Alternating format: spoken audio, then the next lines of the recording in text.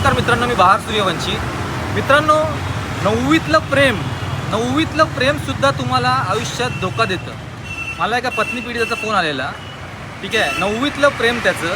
ठीक आहे, शाळा, कॉलेज, जॉब, त्याच्यानंतर आपण विश्वास ठेवतो माणसावरती, समोरच्या व्यक्तीवर विश्वास ठेवून आपण लग्न करतो. लग्न केल्यानंतर जेव्हा आपल्याला समजतं की बाबा ती व्यक्ती जी आहे तिचं काहीतरी चालू आहे किंवा संबंध आहेत, तर अशा परिस्थितीमध्ये आपण पूर्ण खचून जातो. धक्का बसतो आपल्याला की बाबा एवढं आपल्या वर्ष ज्याच्याबरोबर आपण विश्वास ठेवला तो आपल्याला कसा काय फसवतो.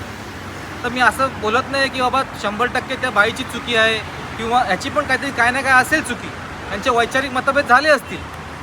पण लाईफ जी आहे, आयुष्य जे आहे, हे संपवायचं नाही.